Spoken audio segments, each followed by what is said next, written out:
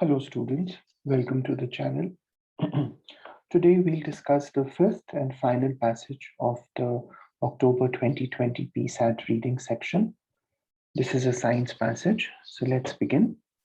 This passage is adapted from Bernd Heinrich, The Nesting Season, Cuckoos, Cuckolds, and the Invention of Monogamy.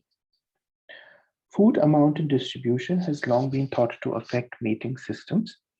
It continues to generate much interest, and the effects of food distribution on the mating system, as such, can probably be seen most clearly within a single species where monogamy, having only one mate, polygyny, males mating with more than one female, and polyandry, females mating with more than one male, are all involved in response to changing food supply. One recent study on this topic was conducted within sight of my home in Vermont on Mount Mansfield on an enigmatic little-known bird, the Bicknell's thrush. It was not officially recognized as a new species until 1995. So here we see that the passage talks about the effect of food availability and distribution on mating behavior among birds. And the author speaks of a study that was conducted close to his house on a recently identified bird species, the Bicknell's thrush. The Bicknell's thrush breeds in dense spruce fir thickets on isolated mountaintops in northeastern North America.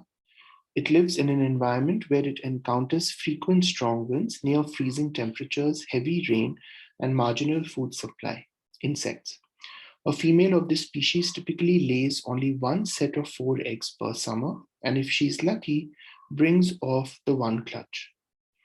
To accomplish even that, it turns out, involves a remarkable breeding strategy in which monogamy involving the commitment of one male, such as that practiced by most thrushes and other perching birds, is usually inadequate.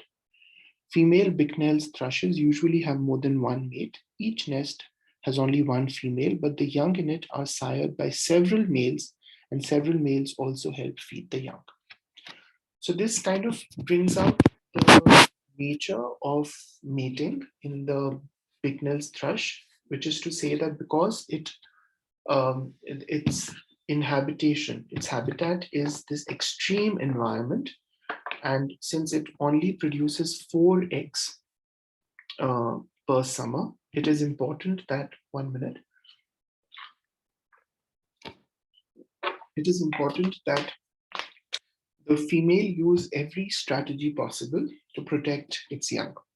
And so multiple males help the female take care of the young.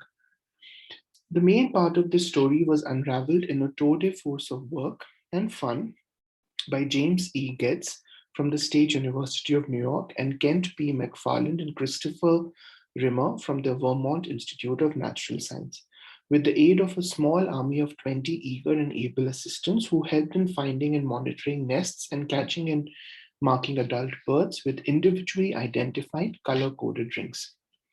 They then worked in the laboratory with molecular techniques to determine relatedness and parentage of broods. They found out that in these thrushes, although they superficially appeared to be monogamous pairs, the females were often polyandrous and the males polygynous. In their study of 18 broods, only 4 consisted of the traditional male-female pairs. The other 14 broods were each attended by one female, but with the assistance of 2 to 4 males, who had also mated with the females as determined by molecular techniques to evaluate parentage of the young. 13 males also fed the broods in which they had sired young. Optimization theory predicts that males should prefer monogamy over having polyandrous females so that they could be assured of the paternity of all of the young that they help feed.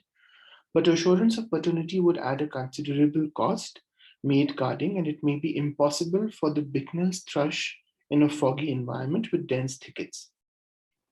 Much attention is required to secure scarce food, leaving little time for other activities.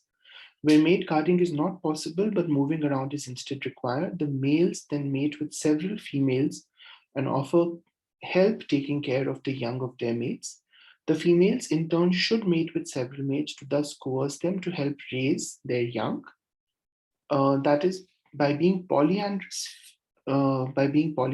females gain more support in raising the kids, and the males, by being polygamous, make up for what they lose by relaxing their mate guarding. So we find that both the male and the female are polyandrous and polygamous respectively.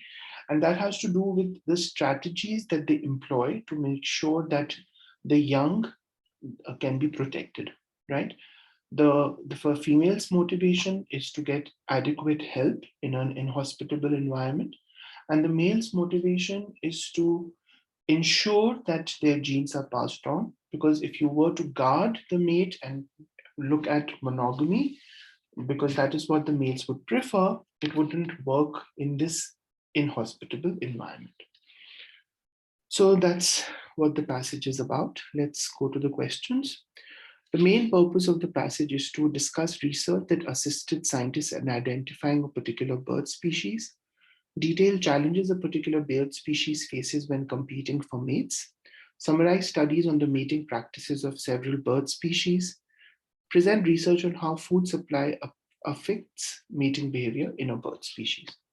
So I think the right answer for this is very clearly D. The focus of the passage is on one bird species, the Bicknell's thrush, and how food supply or the lack of food supply affects mating behavior in this species.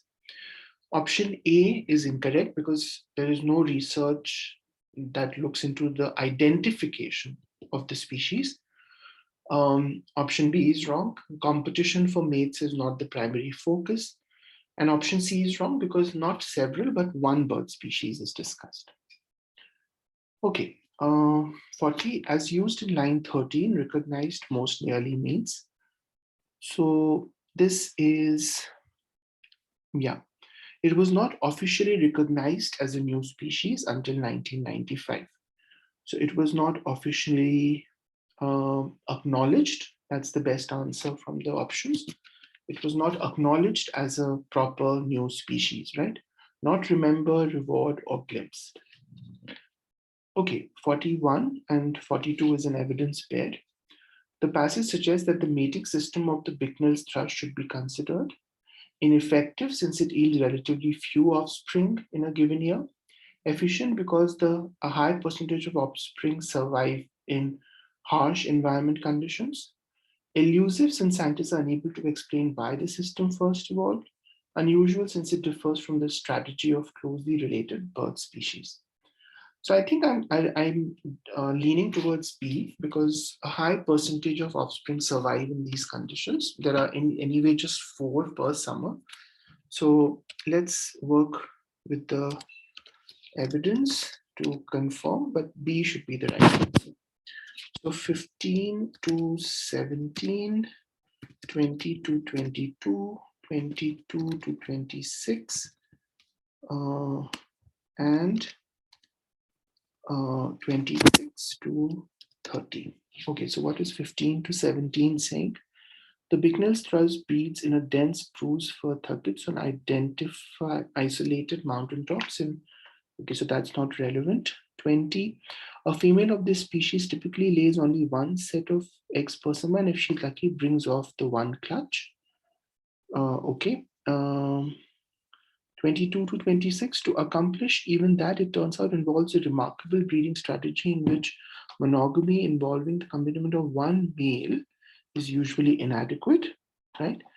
Female Bicknell's thrushes usually have more than one mate, but the young in it is sired, right? So I think it'll be C, right? Because C is to accomplish even the fact that it is it's efficient.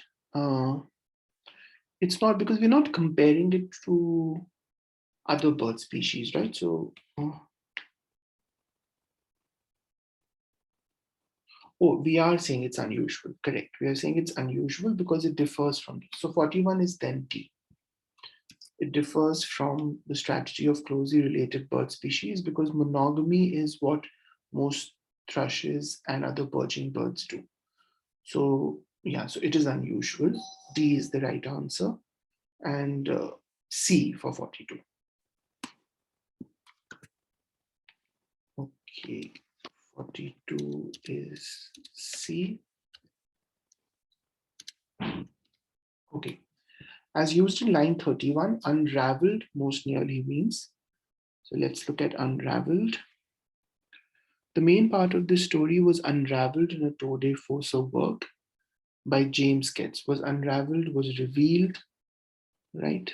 Was picked apart, right? Was picked apart, as in to say that it was the details, the main details were given, right?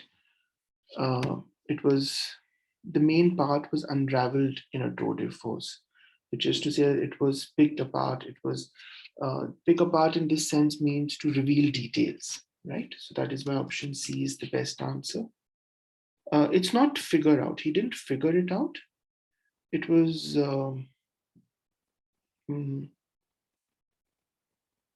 no, I think it would be figured out, right? What is pick apart? To pick apart is to provide details into something, but it was figured out.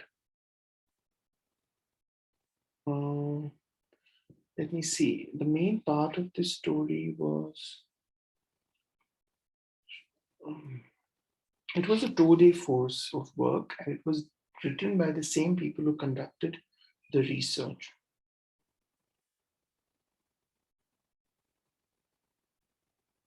I would not say it was figured out in a tour de force. They already figured it out and then they revealed it. So I'll stick with C. Picked apart. Yeah. Okay. The passage suggests that mate guarding behavior is likely to be more feasible when competition for mates is high, a bird's habitat is relatively isolated, food is plentiful in a bird's habitat, a brood contains relatively few young. I would go with C, right? Because mate guarding is effective when food is plentiful, and you don't have to go and search for it. So C looks like a good answer. But let's make sure the evidence.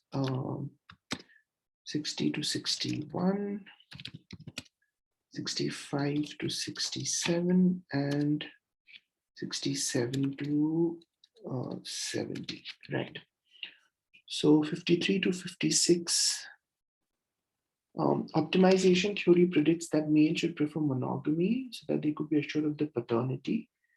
But assurance of paternity would add, and that may be impossible for Bicknell's thrush.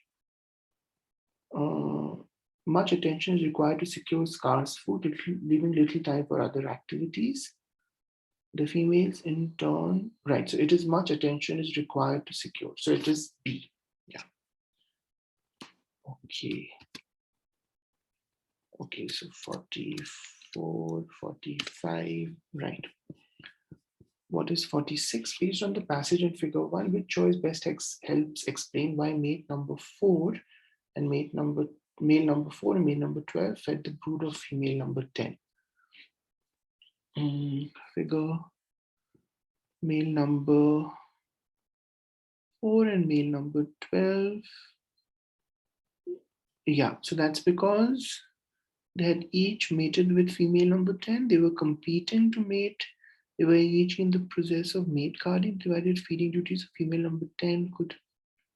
So they had each mated with, right? They had mated and so they were helping because they were not sure. Yeah. So they had each mated with female number 10. That's option A.